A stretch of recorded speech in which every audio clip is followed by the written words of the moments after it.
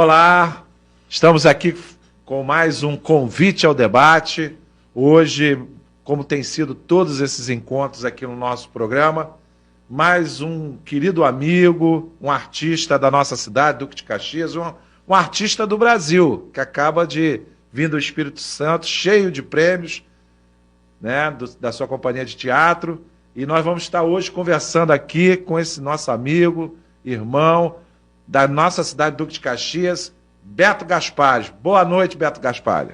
Boa noite, Samuel Maia. Boa noite aos espectadores aqui do nosso programa, né? O convite ao debate.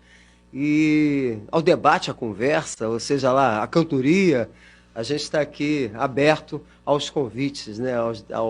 aos papos. Eu acho que desde a juventude, né, a gente aprendeu que é conversando que a gente se entende, então nós estamos aqui para isso. E para não perder o costume de saudar, vamos saudar o grande Sargentelli, seu filho Sargentelli Filho, com Saravá, que é o nome do programa que lançou Sargentelli, que a família cedeu para a gente como uma gentileza, e agradecê-los. Bom, nós hoje vamos, além de estarmos acompanhados do Beto Gaspari, nós vamos estar acompanhados da sua poesia, das histórias.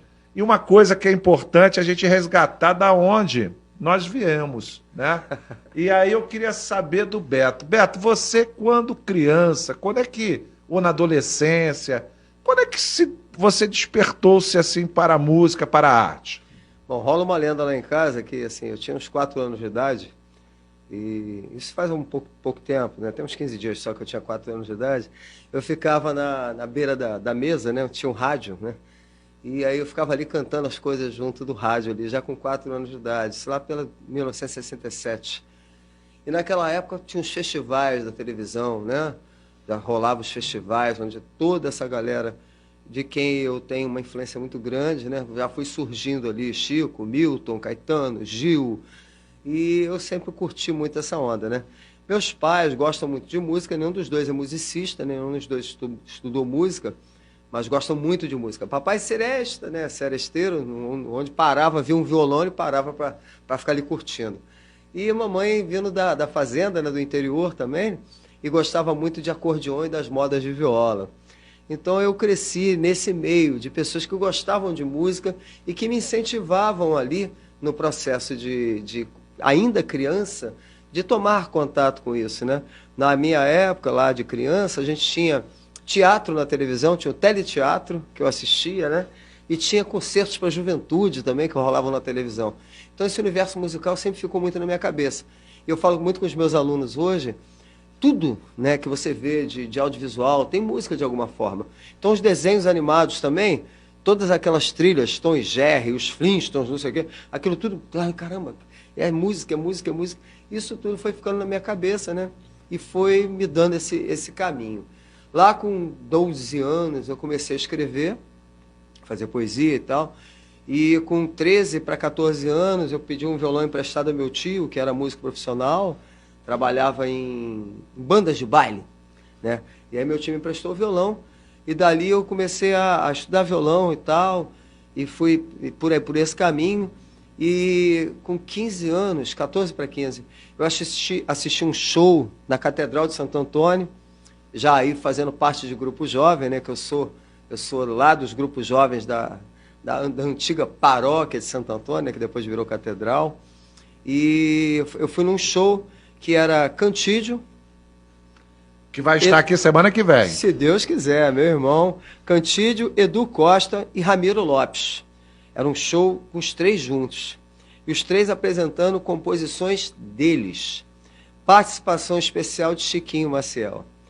Naquele dia, eu sentado ali no salão paroquial da igreja, fiquei olhando os caras, eu já estava tocando, já estava escrevendo, e vendo os caras tocando as músicas dele, falei, cara...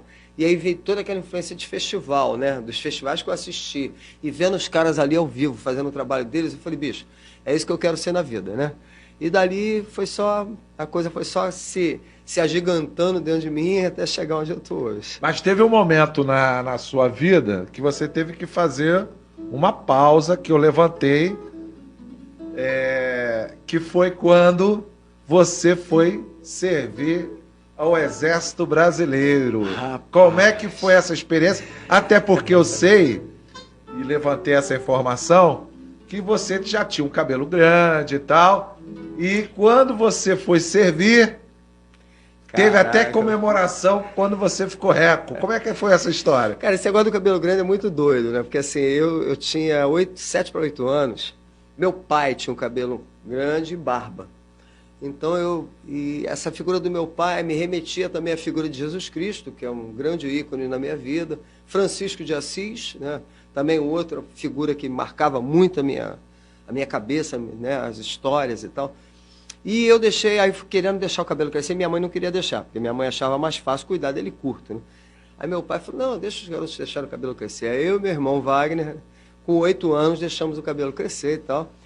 E eu, dali em diante, eu nunca mais cortei o cabelo, né? Só cortava, diminuía um pouco, mas o cabelo estava sempre grande.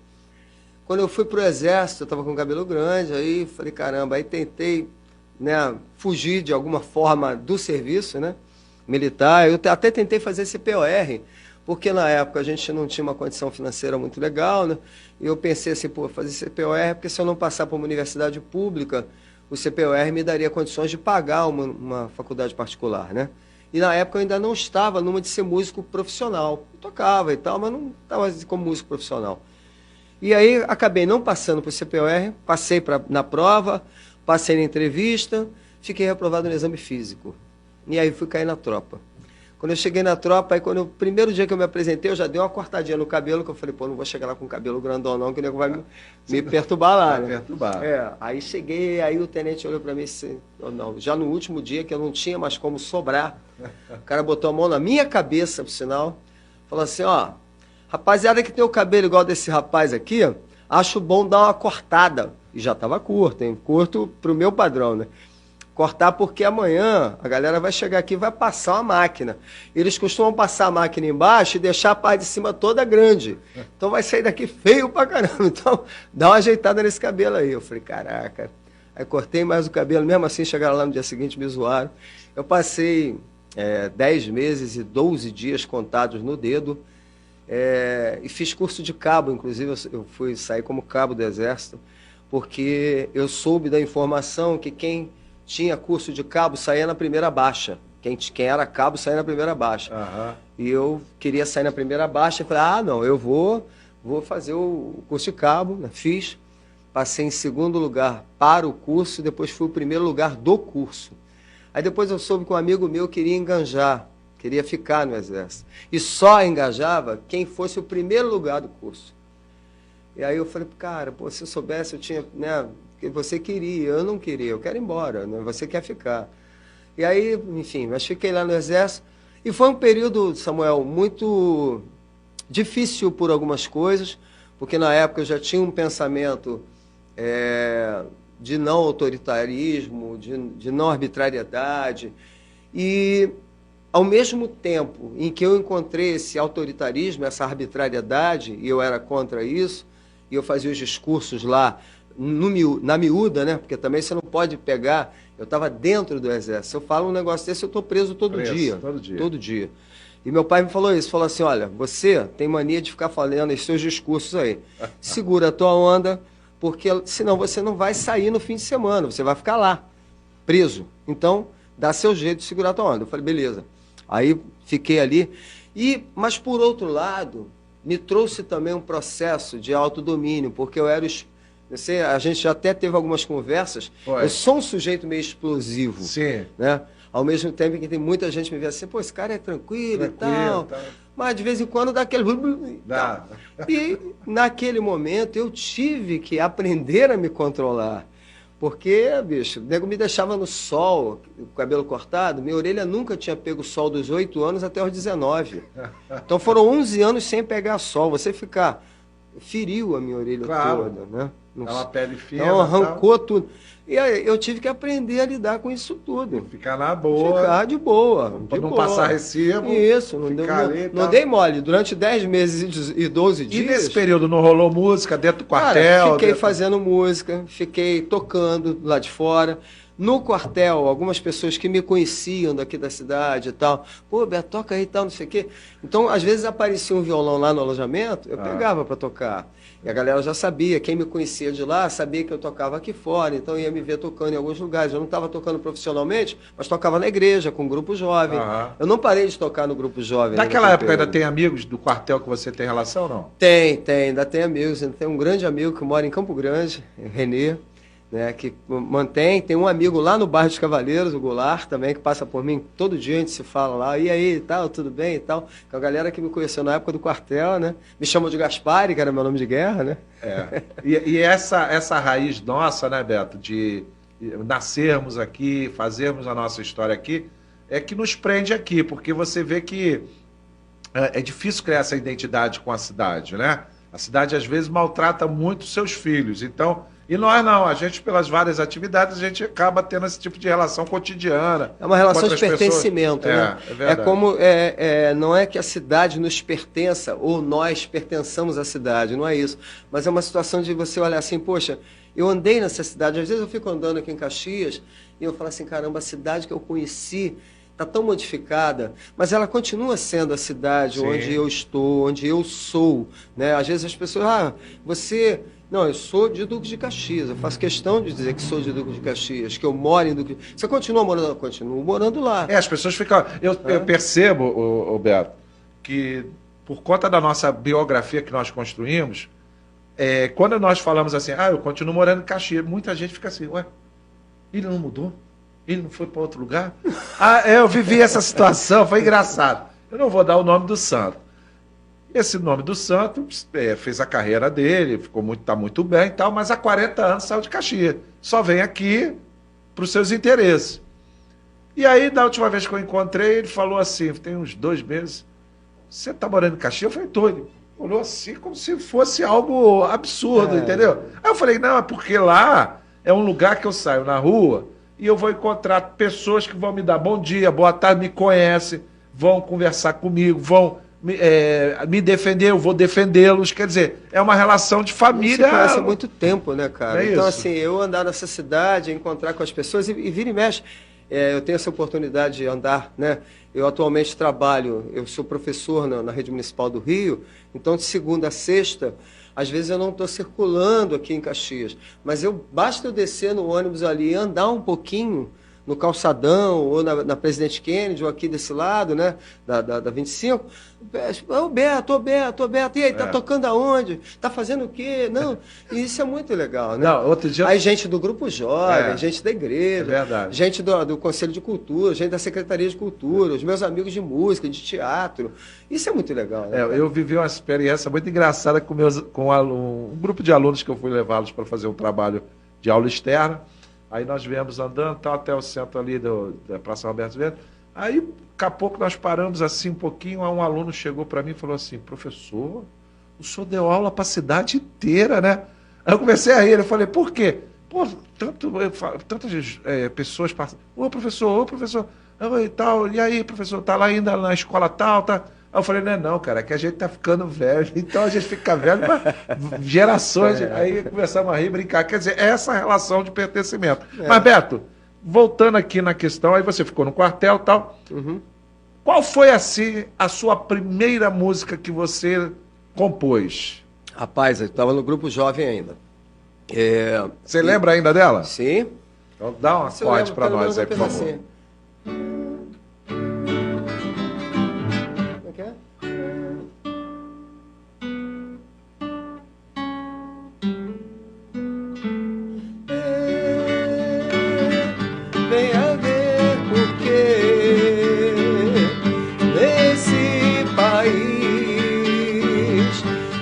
Ensina o ABC.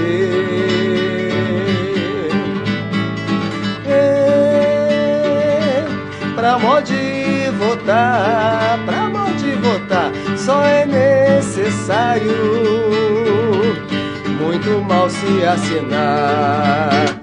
O poder cada vez mais economia, a gente se falando, tudo cobra pelo chão. A gasolina aumentando e o leite se acabando, veja lá onde põe essa mão. O poder cada vez mais aumentando e a gente rastejando, feito cobra pelo chão. A gasolina aumentando e a gente lá onde põe essa mão. O nome dessa música aí não é pra ter. A gente botou uma pergunta no título e não é pra ter, porque durante a música, e ela tem umas 4 estrofes, e esse é o refrão.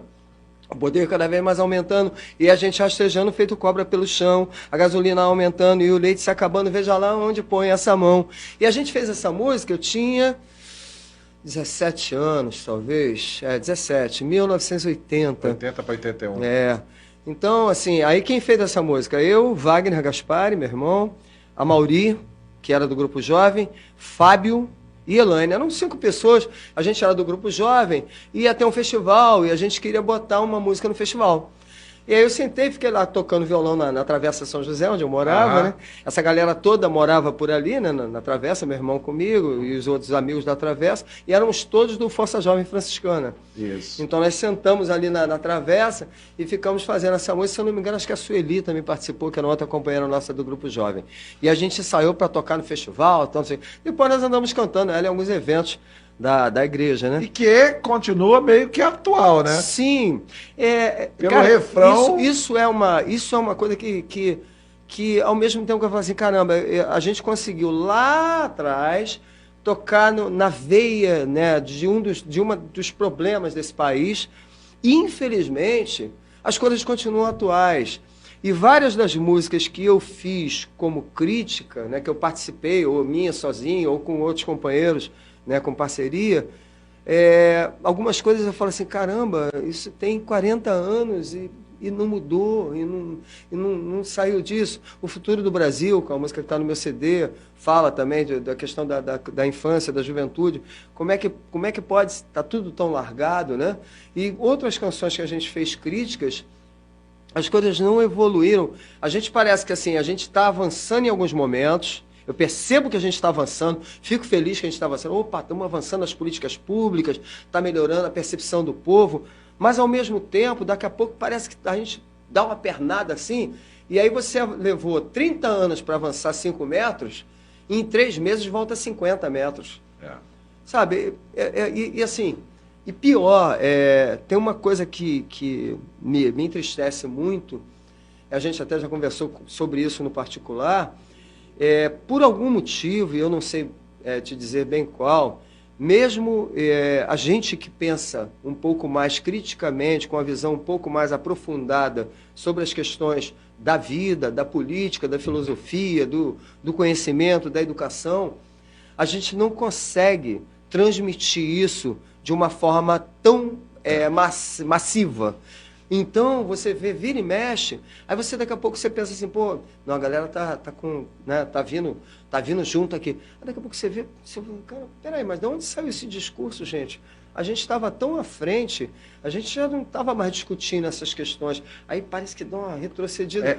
Eu vejo que isso também tem a ver muito com esse processo de esvaziamento, em alguns momentos, do processo educacional. E aí educação e cultura, né, Samuel? Cultura, principalmente. Aí o que acontece? E nós estamos falando de um lugar, eu e você, né, a pessoa que mora no Rio de Janeiro, estamos falando de um local que, infelizmente, nos últimos 25 anos, nós andamos para trás. Porque você vê... em outros momentos aqui no programa, a gente tem falado muito disso. Nós temos uma riqueza musical enorme de artistas como Beto, como ele falou, Cantídio, e outros artistas magníficos, seja na nossa cidade, seja no estado do Rio de Janeiro, outras expressões musicais, e nós ficamos reféns, e se você parar para analisar, ficamos reféns de 3 ritmos que expressam o poder vigente no estado. Quais são? O sertanejo, que é o aspecto rural, né? Aquele aspecto rural da velha república, né? A música proibidão, que é a música do entretenimento vazio, só da sexualidade, ligado a questão do corpo ou de drogas e tal, que é um outro elemento que hoje está muito forte na política e no poder no estado do Rio de Janeiro, e o gospel. Então, se você vê o que tem espaço hoje nos grandes meios de comunicação, isso é tão claro. A Globo, que é, em tese, o maior canal aberto e também tem a maior plataforma de satélite do Brasil, todo o programa deles, eles têm que botar alguém sertanejo. Tu pode perceber isso. O Altas Horas, não tem um Altas Horas do Serginho, que em tese seria o programa mais descolado, assim, que não tem. Então você vê que a gente foi ficando, pelo menos no Rio de Janeiro, e isso acaba tentando se fazer no Brasil, mas aí você tem outras regiões que resistem mais na preservação da sua identidade, o Nordeste, o Norte, alguma coisa no Sul. E hoje, São Paulo, na minha visão, você falou que você via muito concertos da juventude. Concertos para a juventude. O único lugar hoje que tem concerto para a juventude, inclusive que é transmitido pela TV Cultura, é o São Paulo. Então, hoje é o único lugar que você tem essa pluralidade de manifestações culturais e tal, de exposição disso. Mas a leitura que eu faço disso, assim, eu estou... essa história, por exemplo, de década de 80, eu ainda não era profissional de música, mas já gostava muito de música. Eu fui fazer faculdade de farmácia, entrei em 84 na faculdade de farmácia, saí em 86, no quarto período, porque chegando lá eu falei, não, o que eu quero é música mesmo, e saí de lá e fui tocar e cantar. Então, foi cuidar das feridas da alma. A partir de 86, o Vicente aqui o Vicente tem até um texto que ele fala que ele coloca isso, que eu deixei a faculdade de farmácia para cuidar das pessoas através da música e da poesia. Então, a partir dessa década, da década de 80, lá no Grupo Jovem ainda, o que a gente foi vendo? Existe uma indústria de cultura de massa, Samuel. Existiu, existe e vai continuar existindo. E essa indústria de cultura de massa, ela trabalha em cima de um viés do entretenimento, ponto. E esse entretenimento não está muito preocupado com o tipo de conteúdo, de mensagem, de nada disso. O entretenimento está preocupado em fazer as pessoas se entreterem. E com o advento da internet, a velocidade da informação, as pessoas acham que estão muito bem informadas com a internet, mas elas leem 3 ou 4 linhas e acham que sabem tudo de um determinado assunto. E não é assim, a gente sabe que não é assim. Quer dizer, você pode ler ali aquelas 3, 4 linhas, mas se aquele assunto te interessou, vai ler mais sobre aquilo, ver outras opiniões, até para você ficar mais inteirado. Não dá para focar numa coisa só. E a indústria de cultura de massa, isso já de muito tempo, não é de agora. Você fala dos últimos 25 anos, eu acho que a gente tem coisas bacanas que aconteceram nesses últimos 25 anos. Uma das coisas, a própria vinda da internet favoreceu algumas pessoas que estavam fora da indústria de cultura de massa de ter alguma possibilidade de exposição de seus trabalhos.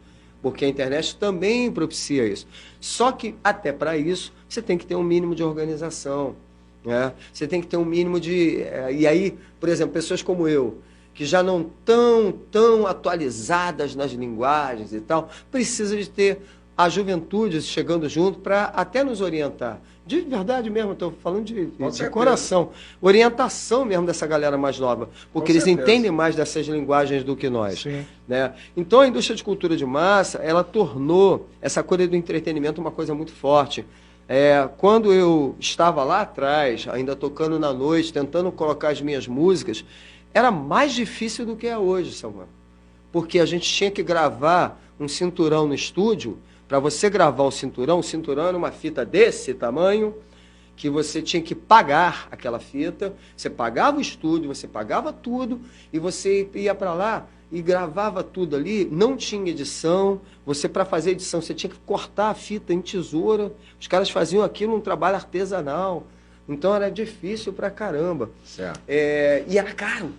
Era caro. Tudo era muito caro. Muito caro. Hoje as coisas se tornaram um pouco mais viáveis, economicamente falando. Mas a gente continua. E assim, eu hoje, eu não tenho uma leitura romantizada disso mais, tá? Eu vou continuar fazendo o meu trabalho, aquele trabalho que eu acredito, vou continuar incentivando as pessoas que façam o seu trabalho. Já teve um tempo na vida, Samuel, até os meus 29, 30 anos, que eu às vezes subia nas tamancas e dizia assim, esse trabalho é ruim, eu não sei o quê, bababá. Cara, hoje eu não faço mais isso não. Sabe por quê?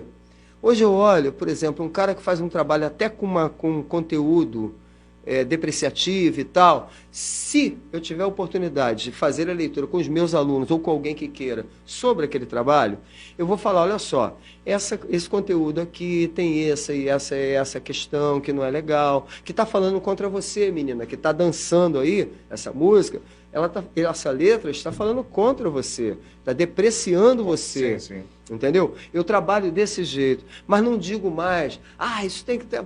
Porque os caras, bicho, num país de tantas dificuldades como a gente tem, e aí eu não estou falando do cara que se aproveita desse trabalho para ganhar o dinheiro, mas do cara que fez e está cantando, esse cara saiu daqui e ele conseguiu aqui sobreviver com esse trabalho que ele está fazendo. Então, deixa ele fazer o trabalho dele. E quem sabe um dia ele não apresente outras coisas, né? E sem ser, por exemplo, o sertanejo. O sertanejo, quando ele surge muito tempo atrás, ele é um dos netos da modinha. A modinha que surgiu lá atrás, muito lá atrás, né?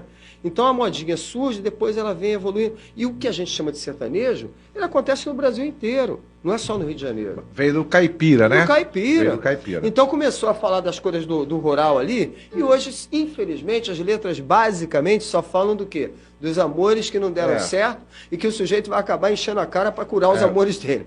E os desamores, né? Os amores não, os desamores. Isso não é... Agora... Beto, e me diz uma coisa, qual a importância daquele movimento que acontecia na Praça Roberto Silveira com o João de Deus, com o Chiquinho, você, uma galera que fazia ali um ponto cultural e tinha até o nome.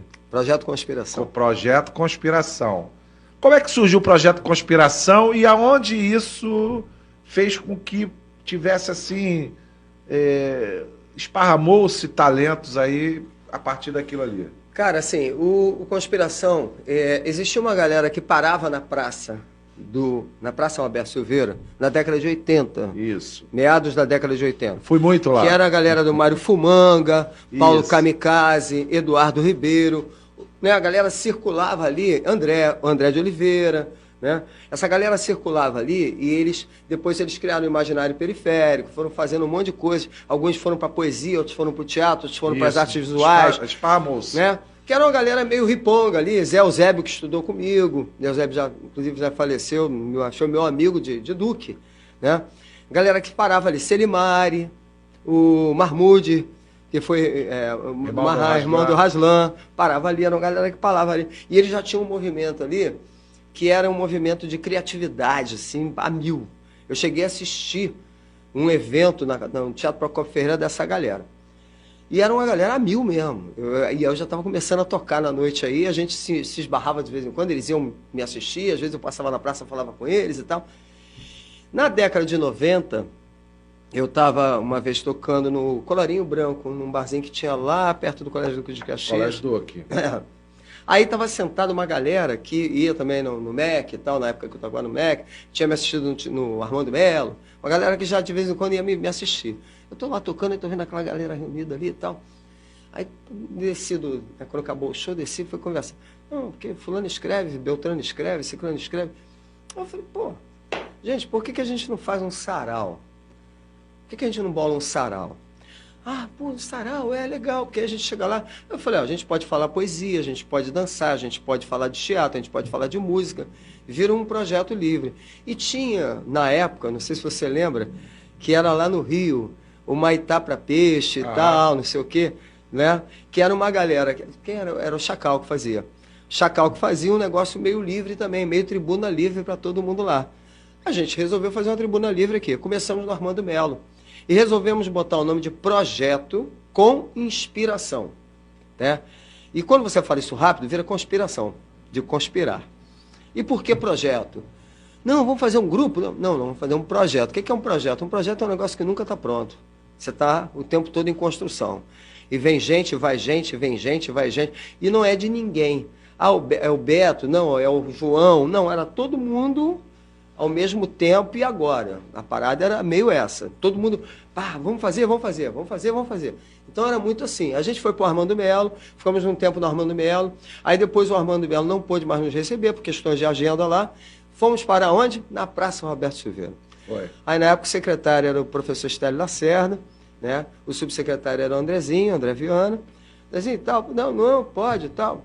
Não, vamos fazer. Aí conversaram com a guarda municipal, pediram para deixar a gente fazer ali naquele espaço que tinha a entrada da prefeitura ali. Da prefeitura. A gente botava ali uma caixinha de som, microfone, foi. espalhava papelão pelo chão para a galera Isso, sentar. era isso. E a gente ficava ali declamando poesia. Aí tinha João de Deus, eu chamava João de Deus, e o Vicente falava muito que o João era uma espécie de duende, né? É. Porque o João movimentava, tinha a alma do negócio. Aí Chiquinho Maciel vinha, aí vinha Cantídio, veio Luca cantar, aí o pessoal do Conspiração, Simone Oliveira, Heloísa Mendonça, Stanley Neto, que surgiu no Conspiração, depois Stanley foi ser um grande saxofonista, né? Stanley é um grande músico, né?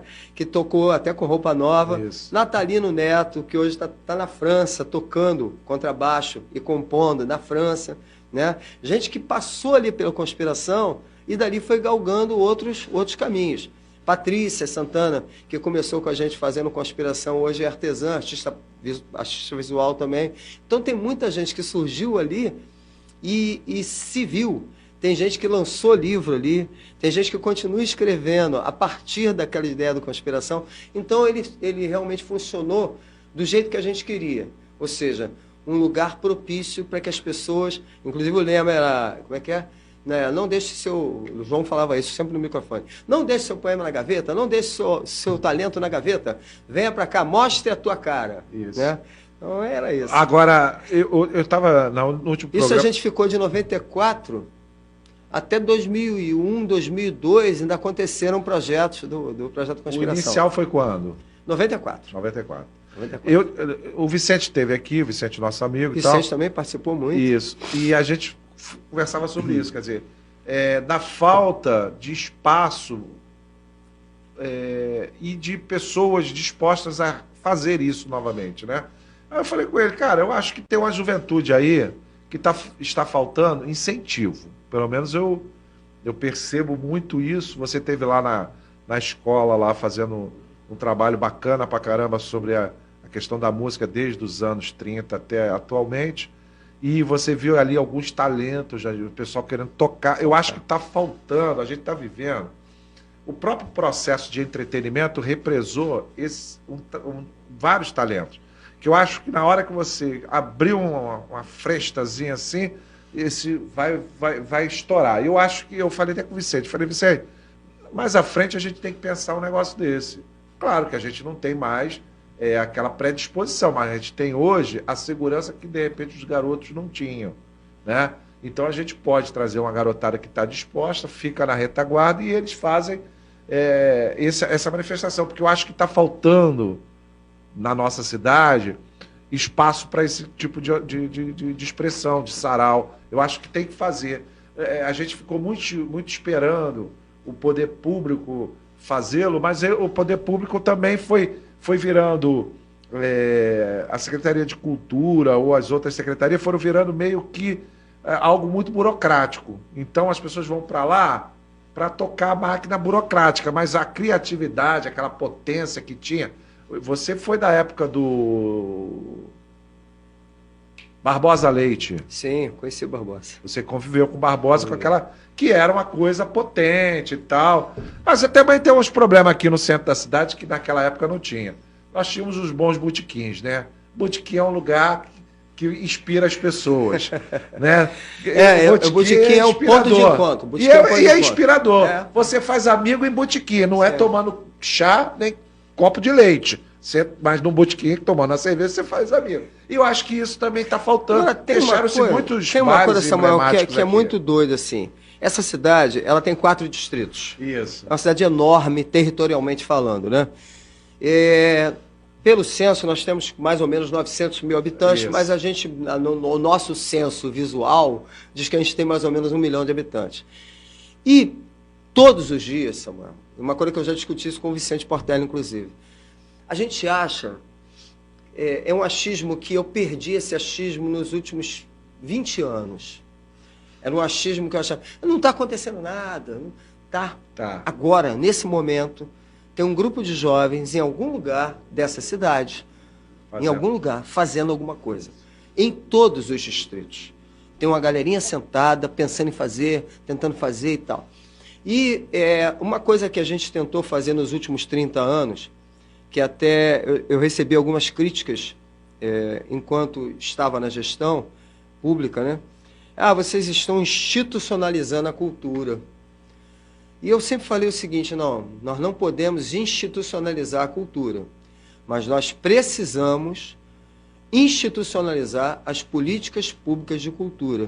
Para que todos esses garotos que estão hoje no 4º distrito se reunindo para tentar fazer um slam, uma batalha de rima, de rap, o outro que está tentando fazer um beat ali e tal, o outro que está querendo fazer um samba, o outro que está querendo fazer um teatro, o outro que está querendo... Que todo mundo tenha a possibilidade de mostrar o seu trabalho. Né? E não mostrar o trabalho como várias vezes eu fui convidado ao longo da vida. Vem aqui, Beto, mostrar o seu trabalho, nós vamos te dar um palco e o horário de 20 minutos para você tocar, traz a sua banda e você vai tocar. Tá, mas e ajuda de custo para trazer a banda? Não, é para você mostrar o seu trabalho. É claro que lá no início eu fiz isso. Claro. Mas a partir de determinado momento, e hoje, inclusive, eu fico olhando, eu falo, não é justo fazer isso mesmo com um garoto que está começando, mesmo com um garoto que nunca teve o nome dele citado em lugar nenhum. Você tem que chamar esse garoto e falar assim, olha só, tem um edital público aqui, você vai participar desse edital, é o mais simplificado possível, você, ganhando o edital, você vai ter um X de reais para você executar o seu trabalho, você vai ter uma estrutura legal, um som legal, uma luz legal, para você mostrar o seu trabalho. Ou então, você é um literato, você escreve, então tá, nós vamos te dar aqui um espaço para você publicar o seu trabalho.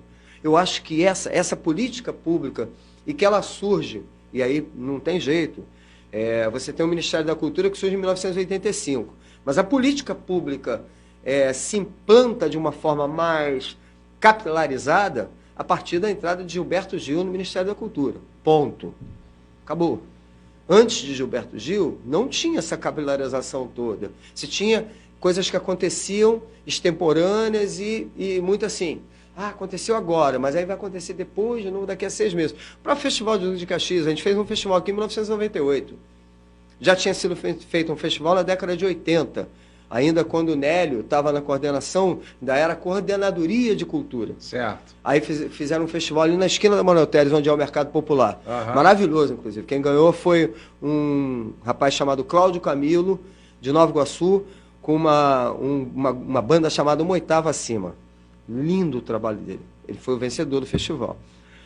Isso na década de 80. A gente só foi conseguir reproduzir outro festival em 98. 18 anos. E de lá para cá, mais nenhum. Beto, agora vamos aqui voltar para a música. Qual foi assim a música que você acha que mais te tocou e levantou a tua carreira como compositor? Ih, rapaz. Tem alguma especial? Cara, assim, tem algumas canções que eram bastante pedidas, né, na noite, nos shows que eu fazia e tal, porque eu aproveitei a noite, eu tocava a música dos outros, claro, na noite. Quem vai para um restaurante, para um bar ou para um shopping, ele não vai para assistir só as suas músicas autorais, né? Raramente acontece isso. Quando você faz um show em teatro, você ainda pode ousar um pouco mais em tocar mais autoral do que... Mas quando você está fazendo show nos restaurantes e tal... Só que eu aprendi com o Cantídio isso. O Cantídio, eu assisti o Cantídio 200 vezes, 200 milhões de vezes, na noite. E o Cantídio chegava na noite e tocava as músicas que todo mundo queria ouvir, mas também tocava as músicas dele. Falei, cara, vou fazer isso. Então tinha músicas assim, tem uma música que, uma parceria minha com o Ricardo Barbieri, a segunda música do CD das Águas, e que era muito pedida na noite, né? Eu toquei muitas vezes, Não sei nem se cabe tocar agora, mas vamos lá. O nome da canção é Veia, uma parceria com o Ricardo Barbieri.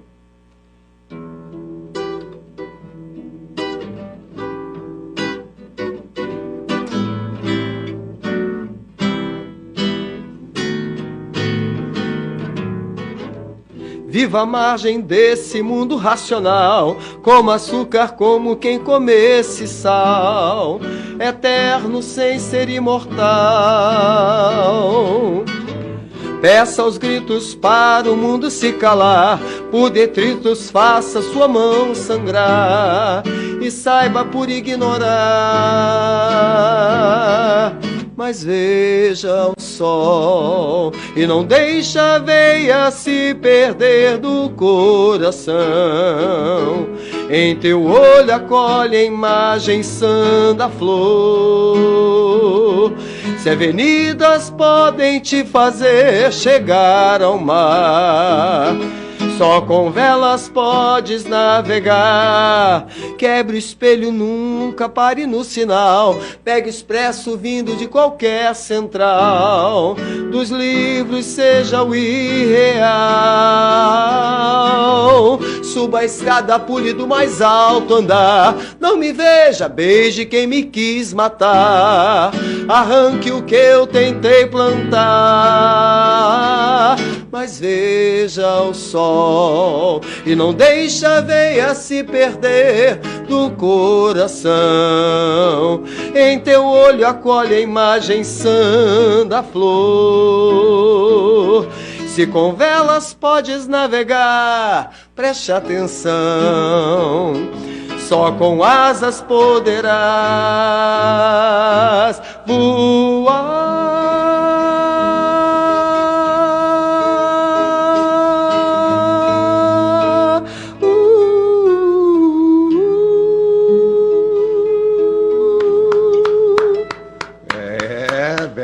Essa música tem arranjo lá de Ricardo Barbieri, tem guitarra de Serginho Meirelles no disco, né? No CD tá isso, o disco, eu ainda chamo CD de disco. Somos desses.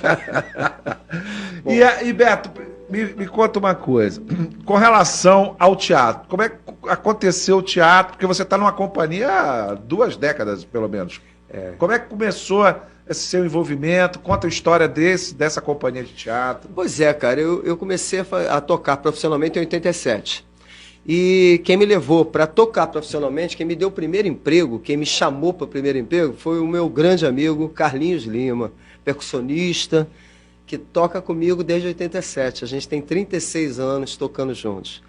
E Carlinhos, um dia, né, ele sabia que eu tinha largado tudo, largado o emprego, largado da faculdade, e eu andava pela cidade dando aula particular, porque meus pais, muito gente boa, todo mundo me entendeu pra caramba. Mas meu pai, vou te dar uma ajuda, tal. Mas eu já morava na casa da minha mãe, meu pai já me ajudava, porque eu morava lá na casa deles e não pagava luz, não pagava água, não pagava aluguel, não pagava comida. Enfim, já era uma grande ajuda, né? Eu vou te dar uma... Eu falei, não quero ajuda, não. Eu vou, já que eu fui para esse caminho, vamos... E eu andei um tempo, né? Aí eu não tinha trabalho ainda, eu andava para lá e para cá dando aula particular. Eu saía, às vezes, daqui do centro de Caxias para dar aula particular na Vila São Luís a pé, porque eu não tinha dinheiro para pagar a passagem. Então eu ia lá, dava minha aula particular e tal, aí pegava aquele dinheirinho e já dava o dinheiro para voltar. Aí voltava. E Carlinhos um dia falou assim, Beto, tem uma prima minha que tem um barzinho lá no Araruama, você não quer tocar lá, não? Eu falei, quero, como é que é lá? Não, a gente toca. Eu falei, Carlinhos, mas eu não tenho som. Não tenho... tem sim, Beto, pega. Aí peguei uma caixinha de som Stanner que eu tinha, microfone de plástico, amarrei, vambora. Aí Carlinhos me levou para o bar da prima dele. A gente tocava de 8h30 até as 4 da manhã, aproximadamente. Jesus. Era um negócio de doido. E aí o povo vinha da canja e tal, não sei o quê. E dali Carlinhos me levou também para os Justinos. Ele falou, pessoal dos Justinos, Arnaud, Lena Antelo, Ivanovic, eles fazem um som lá. Eu, eram os 4, a gente faz um som sábado e domingo, mas eles querem um som na sexta e os meninos não podem tocar na sexta. Tu não quer pegar na sexta-feira comigo? Aí eu faço com você e tal. Falei, beleza. Aí fui tocar com o Carlinhos.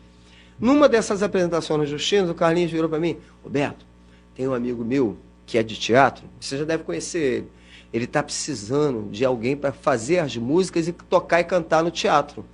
Eu falei, pô, legal. Aí ele falou assim, tu não quer pegar não? Eu falei, claro. Quem é? Não, Ediélio Mendonça. Eu já tinha assistido Ediélio Mendonça no teatro, né?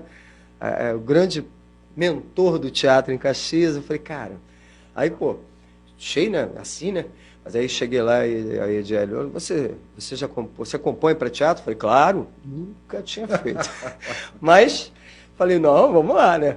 Aí peguei o texto e tal, enfim, comecei no teatro também em 87. Aí fiz parte do grupo Só Sol, depois fiz parte com Guedes Ferraz, do TSC, aqui no Teatro Armando Melo, Guedes Ferraz como diretor. E o Guedes lançou aí muita gente também. Pois é. Hoje você tem a Flávia Lopes, que foi aluna do Guedes. Isso. Reinaldo Barreto Lisboa, e ela Márcia hoje é professora da Universidade Sesgran Rio de teatro. Quer dizer, uma pessoa, tem outros também. Tem muita gente.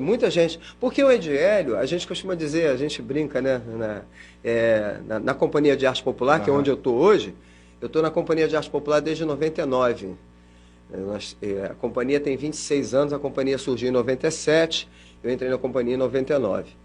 E estou há 24 anos lá, a gente brinca na companhia que o Ediélio é meio que o pai de todo mundo, né? Ediélio veio formou Paulo Renato, que já partiu, mas era um grande ator da cidade, um cara maravilhoso, um monte de gente que trabalhou. O Ediélio fez parte do grupo Tal, que era o Teatro de Abertura Lúdica, o único grupo premiado com Molière na Baixada Fluminense. Esse grupo foi premiado em 77, se eu não me engano, com o prêmio Molière, de grupo. Esse prêmio foi criado para o grupo, porque eles tinham um espetáculo chamado Sacos e Canudos, que rodava por aí, falando das questões políticas, das questões sociais, né? E foi premiado pelo Molière naquela época. Ediélio fazia parte desse grupo. Bacana. Então, Ediélio vem dessa história. Eu começo a trabalhar com ele, trabalhei com ele no Sol, depois trabalhei com o Guedes no TSC. Aí fui trabalhando, né? E vai trabalhando aqui, trabalhando ali, até que eu fui ver A Incrível Peleja de Simão e a Morte, em 1997, já a Companhia de Arte Popular, recém-fundada. O Cesário, o texto era dele, e ele estava dirigindo. E aí eu fui ver, me apaixonei pela peça, né? Aí no final da peça eu fui lá, falar com o Cesário. Falei, Cesário, essa peça merece uma trilha sonora original, porque tinha uma trilha de músicas já conhecidas. Certo. Aí eu falei, pô, merece uma trilha sonora original. Aí aquele dia ele meio que, né, ouviu e tal. Não, tal, mas um dia a gente faz alguma coisa juntos e tal. Enfim, em 99, quando ele montou um outro espetáculo, chamado A Farra de Benedito na Terra de João Redondo, aí ele me chamou para fazer a trilha, e dali em diante eu estou com eles até hoje. Graças a Deus. E ganhando muitos festivais, prêmios. É uma companhia que roda o Brasil levando o nome da Baixada. Da cidade de Caxias. Né? E a galera pegando firme, muito tempo sem muito apoio, agora com esses editais e tal, né? Pegando... Eu lembro que em 2019, até 2017, a gente montava os nossos espetáculos, a companhia já tinha 20 anos, com dinheiro nosso. E principalmente o Cesário, que era o Cesário, um dos fundadores da companhia junto com o Pedro. O Cesário, às vezes, precisava comprar alguma coisa e a galera não tinha o dinheiro, o Cesário tal, e depois a companhia ia pagando ele conforme ia apresentando, né?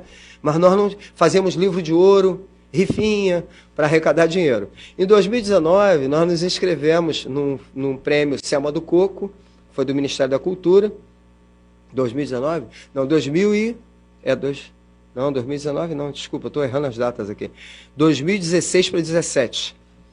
Tinha um prêmio Selma do Coco ainda do MINC, aí nós nos inscrevemos e ganhamos o prêmio Selma do Coco. Era uma verba pequena, mas era um prêmio, o primeiro prêmio que a companhia estava ganhando. E depois nos inscrevemos no edital do SESI. Eu lembro até hoje, quando eu fui levar a documentação no SESI, aí a moça do SESI parou e ficou lendo, né, nosso portfólio. Aí falou assim, vocês nunca ganharam edital nenhum, vocês nunca foram patrocinados por ninguém? Eu falei, não. Nem na cidade de vocês? Eu falei, nem na nossa cidade. Ela falou assim, cara, é um absurdo, um portfólio desse, um monte de trabalhos realizados, prêmios, não sei o quê. Vocês não... Eu falei, não, nunca ganhamos. Aí ela começou, a menina começou a chorar, cara, na minha frente. É mesmo? Aí falou assim, cara, assim, eu não sou parecerista do edital, mas eu espero muito que vocês ganhem. E a gente ganhou e conseguiu fazer uma montagem de um trabalho chamado A Rua que Cortava, que era até um pouco fora da nossa linguagem, né? Nós viemos na linguagem da farsa, desde a montagem, desde a fundação da companhia, até 2017. Em 2017, nós montamos Meias Verdades, que é um teatro mais realista, a gente chama de teatro mais realista, e em 2017 ganhamos esse edital para montar uma peça caminhando para o teatro do absurdo. Aí a gente se investigou nessas duas linguagens. E já em 2021, voltamos para a linguagem da cultura popular, fazendo o Brincado Romance de Flora e Valentim, que é o que nós estamos hoje com Infanto Juvenil. Ah, bacana. Beto, e me diz a coisa agora, que acho que esse período agora, daqui para frente, né, que há uma grande expectativa na retomada de manifestações culturais. Eu queria te fazer uma pergunta. Está tendo esses editais todos. Legal. Importante, fomento, coisas que sempre falamos. Mas você não percebe que isso ainda está muito concentrado, não está espalhado nos territórios? Porque, o que eu quero lhe falar? Você mesmo fez questão de falar, olha, nós temos 4 distritos, temos não sei quantos bairros e tal. Não há uma ausência de um planejamento para você cobrir este território, semanalmente que seja, final de semana, com atividades e produções culturais que venham despertar a população e as novas gerações para outras manifestações culturais? Você não vê que ainda há uma visão muito centrista que há aqui no 1º Distrito ou no centro do Rio de Janeiro? Ou seja, não há aquilo que, por exemplo, eu tentei e busco fazer lá onde eu trabalho, que você foi na escola, de levar para aquela galera, aquela juventude, coisas que eles não conhecem, que eles adoram. Quando eles conhecem, ficam apaixonados. Quer dizer, é falta de oportunidade de eles conhecerem. Mas você não percebe que existe ainda essa falta de planejamento? A gente está falando de cultura. E, infelizmente, existe uma cultura centrista, tá? Mas não é desta cidade ou daquela cidade, é uma cultura do país. O nosso país tem essa cultura. E muitas vezes até é uma cultura que faz com que valorizemos mais aquilo que é exterior do que aquilo que é nosso, tá? Só que isso vem sendo quebrado, e cultura, você não consegue modificar uma cultura de uma hora para outra, né? Eu acho que isso vem sendo modificado a partir da história do Doim Cultural. Vou citar de novo, porque para mim, Gilberto Gil e Juca Ferreira foram 2 gestores da pasta da cultura, do Ministério da Cultura, que trouxeram essa lógica. E não só os 2, tá? Mas a equipe do Ministério daquela época. Silvana Meirelles, Joãozinho, tinha uma galera, Célio Turino, que espalhava essa proposta da descentralização. Os recursos têm que ser descentralizados. Isso parte, nos editais, a maioria deles hoje, inclusive, trabalha com territorialização. Baixada Fluminense, capital, Baixada Fluminense, interior do estado. Então, hoje, a gente já conseguiu avançar nisso. Nos próprios editais, eu estou falando isso porque eu estou lendo direto um monte de editais. Lei Paulo Gustavo, Lei Aldir Blanc, né? A gente continua inteirado de tudo para poder você, inclusive, informar as pessoas, às vezes. Às vezes você não pode participar diretamente, mas você ajuda alguém que possa participar. E sim, a gente tem ainda uma dificuldade grande, porque mesmo os editais sendo o mais simplificados possível, porque estão tentando fazer o mais simplificado possível, mas, por exemplo, hoje eu estava lendo um edital, 40 páginas. Houve um momento em que havia os escritórios de apoio às produções culturais. Então, eu era um produtor, eu era um fazedor de cultura aqui do 4º Distrito, eu podia ir a um escritório, que aqui na nossa secretaria mesmo, nós tivemos um momento que tinha uma equipe de 3 profissionais que recebiam as pessoas lá para dizer, olha, o que você está pretendendo fazer? Não estou pretendendo fazer isso. Então tá, olha, isso aqui é isso aqui é aquilo, isso aqui é aquilo, isso aqui é aquilo, isso aqui é aquilo. Traz a sua ideia que a gente vai contribuir para você. Quem tem que fazer é você. Nós não podemos fazer por você, mas nós vamos contribuir nessa construção de conhecimento. Entendi. Que eu acho que essa construção de conhecimento está faltando. E acho que, como eu estou falando de Gil para cá, então eu estou falando de 2013, eu estou falando de 20 anos. E 20 anos, infelizmente, que sofreram uma ruptura em 2015, que, na verdade, vamos ser francos, de 2015 para cá, nós tomamos só pernada. E se eu for falar um pouquinho mais, na verdade eu vou falar de 2013. 2013 para cá, a gente só levou pernada. Tá? E fomos colocados, tem uma peça que eu estava trabalhando agora, Era Uma Vez um Tirano, que tem uma cena que aí o tirano sobe na coisa lá e diz que está proibida todas as músicas. Aí vira para mim, eu estou tocando em cena, né? Aí ele vira para mim, tá ok? Aí eu falo, estou desempregado. Ele, acabou a mamata, acabou a beleza. Porque eu vi um monte de gente, inclusive, vociferando contra a Lei Rouanet, contra as leis de incentivo. E as pessoas não sabem nem do que elas estão falando. Não, porque não você sabe. Pergunta, a pessoa não sabe do que ela está falando. Não sabe. Tá, o que é a Lei Rouanet, companheiro? Diz aí para mim, o que é? Eu não sei. Então, olha só, eu inscrevo um projeto no governo federal, esse projeto é aprovado, eu pego essa carta de aprovação e vou procurar uma empresa que vai para pegar aqueles 5% pegar de renúncia fiscal. Renúncia que ele tem o direito. Que ele tem o direito. Nós também, como pessoa física, também tem temos. direito. Só que a nossa é berrequinha. Berrequinha então, é menos. Né? A empresa acho que tem 6 e a pessoa física tem 4. Então, né? Então você pode investir. Agora, como a lei, qual é a nossa coisa com a Lei Rouanet? Que aí foi a coisa do Gil e do Juca também. Mudar a lógica da lei. Qual é a lógica da lei? Quem decide para onde vai o dinheiro da Lei Rouanet é o gerente de marketing da empresa. Então, a grande empresa, ela vai vincular a marca dela a um nome notoriamente reconhecido no país inteiro ou vai colocar no Garoto de Xerém que está começando hoje? Esse é o problema. Mesmo que o projeto do Garoto de Xerém seja bom pra caramba, né? E seja muito mais barato. Mas a visibilidade que vai dar o grande nome da mídia, da notoriedade, e aí não estou falando nada contra ninguém também que está na mídia, não. Cada um, né, tem seu caminho. E sim, o que a gente queria? Era cortar a verba dos grandes, da mídia? Não! Era só dizer o seguinte, quem investisse nos fundos, Fundo Nacional, Fundo Estadual e Fundos Municipais, teria a renúncia fiscal de 100%. Quem investisse nos grandes projetos, teria uma renúncia fiscal menor. Ele estaria atrelando o nome dele à grande marca e tal, mas ele poderia ter uma renúncia fiscal maior se investisse nos fundos que fossem capilarizados. Pois é, e no final, quem falava mal da Lei Rouanet descobriu que os cantores sertanejos estavam ganhando milhões aí nas prefeituras sem lei, sem nada, sem regra nenhuma. Quer dizer, então caiu... São essas coisas que, assim, essa falta de informação. E eu não estou aqui criminalizando ninguém que claro. Não tem informação, não, tá?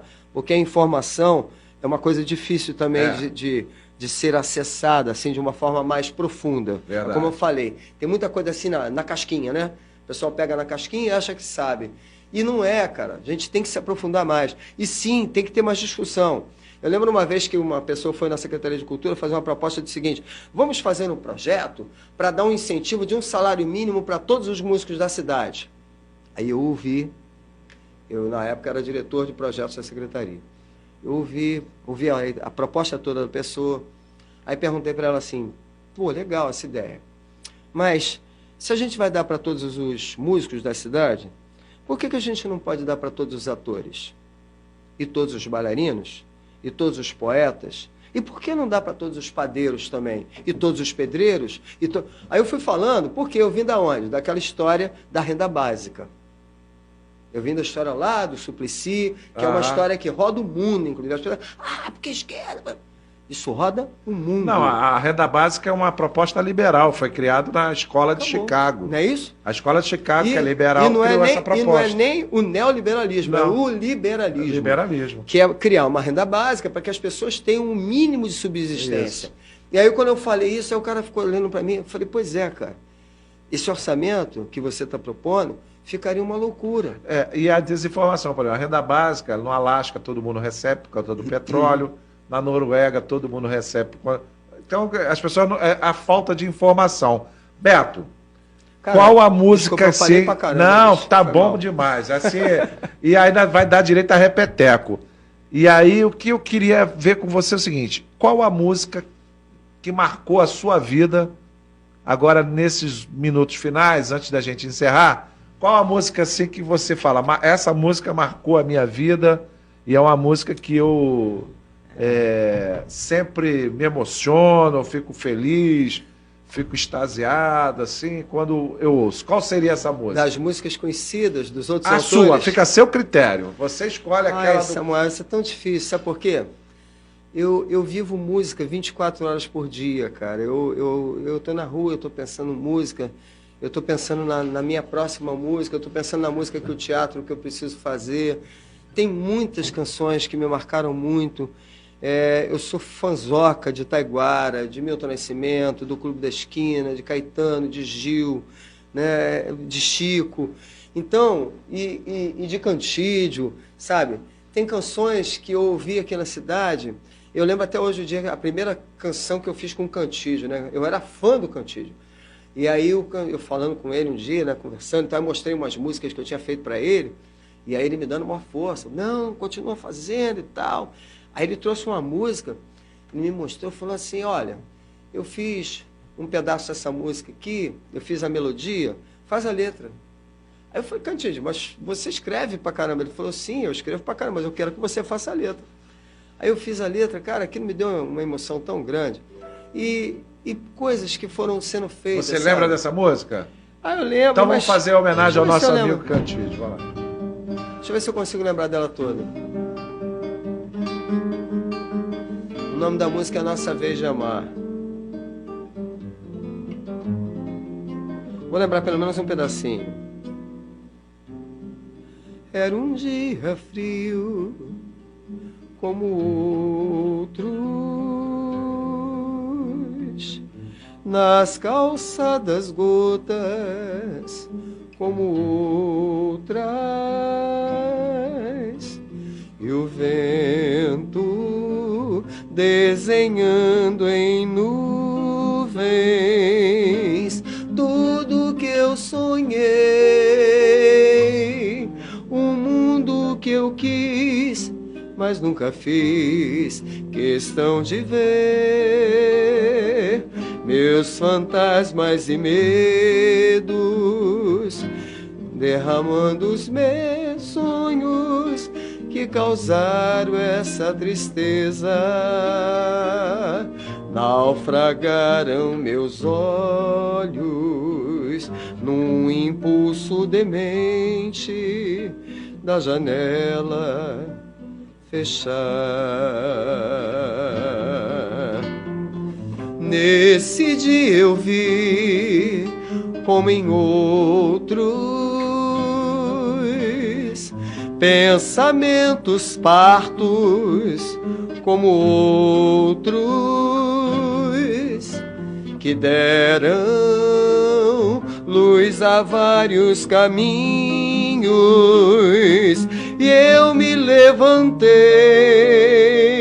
abri todas as portas, decretei a minha lei, ao sorriso e às rosas, as crianças brincando, ao sol brilhando sobre elas, todo mundo na rua declarando crescente a nossa vez de amar.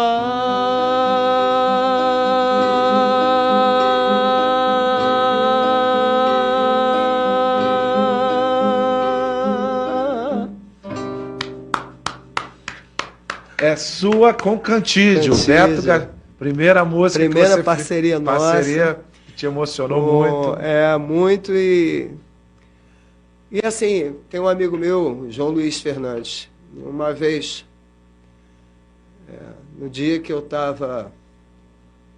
Desculpe até me emocionar, porque é difícil. No dia que eu estava no enterro da Fátima Mendes, o João Luiz sentou do meu lado, no chão. Aí falou para mim assim, cara, impressionante como é que você escreveu coisas que serviriam para você mesmo mais adiante.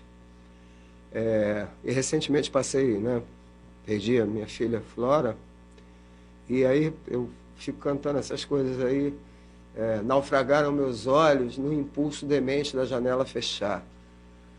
E às vezes o desejo é esse, né? Fechar a janela e ficar sentado dentro de casa. Mas aí daqui a pouco eu me levantei, abri todas as portas, decretei a minha lei, ao sorriso, às rosas, as crianças brincando e ao sol brilhando sobre elas. Todo mundo na rua, declarando crescente a nossa vez de amar. Porque a vida vai continuar seguindo em frente, essas coisas todas são aprendizado para a gente, né? A gente aprendeu isso ao longo do tempo e vai continuar aprendendo, se Deus quiser, e continuar semeando, né? Aquela história assim, não importam quantos ventos ou quantas tempestades virão, mas as flores vão continuar nascendo e a gente vai continuar semeando, semeando, semeando, até que um dia nasce o jardim. E nós estamos semeando, né, nessa trajetória com Beto, com tantos artistas, com esse projeto do programa Convite ao Debate. Beto, a Fátima Mendes foi a sua primeira esposa. Sim. Que foi muito amiga da gente. Eu era vizinho dela, da Fátima, lá na Vila São Luís.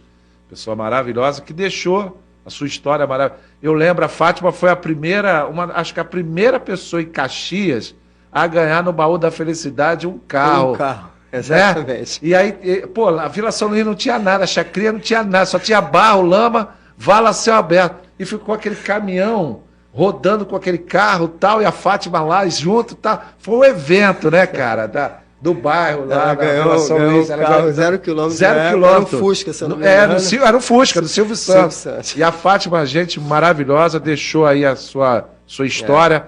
E agora a Florinha também, mas desencanta, porque o encanto continua e você está nessa missão. Na verdade, Beto, tá lá a Patrícia, né, a mãe de Flora, e Maria seguindo a vida e tal. A Patrícia, maravilhosa, artista plástica.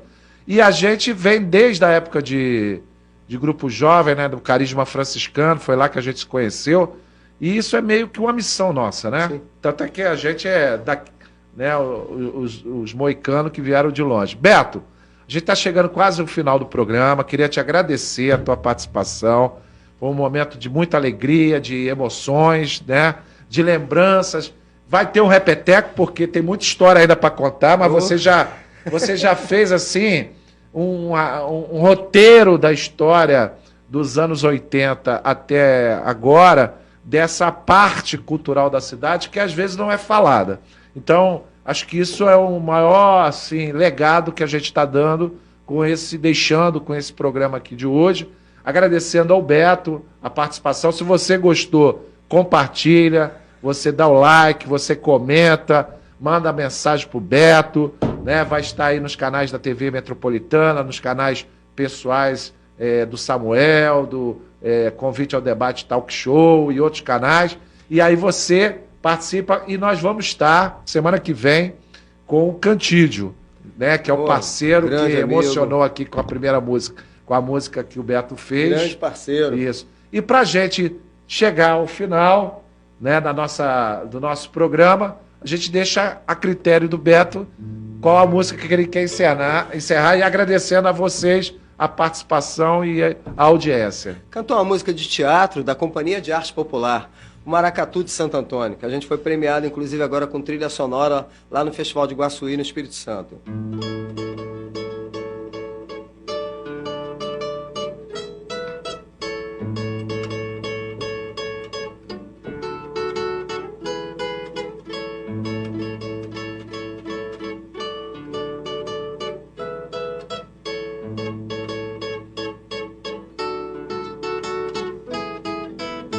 Uma flor de cada lugar, para o meu jardim vou trazer, para o meu amor enxergar, como é grande o meu bem-querer. Vou pedir a Deus pra mandar cá pra terra um querubim, pra fazer estátua falar e seu olho olhar só pra mim. Mas se sem fim não basta, vou virar do avesso o céu, o abraço de Vênus lhe dá, entregar de Saturno o anel. Vou pra Santo Antônio rezar, prometer o que ele quiser, se ele conseguir lhe provar que eu estou pro que der e vier.